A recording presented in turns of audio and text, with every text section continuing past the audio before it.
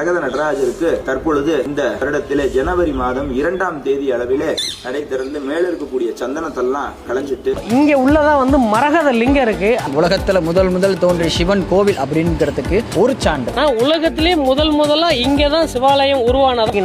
மரகத கல்லுலயே மூர்த்தி இருக்கு. சிவகாமி அம்பிகா சுமேத ஆதி சிதம்பரேஸ்வரர் மரகத நடராஜ சுவாமி ஆலயம் திரு உத்தரகோசமங்கை ராமநாதபுரம் மாவட்டத்திலே அமைந்துள்ளது. இந்த ஆலயத்திற்கு பலவிதமான பெருமைகள் எல்லாம் இருக்கு, பலவிதமான மகத்துவங்கள்லாம் இருக்கு.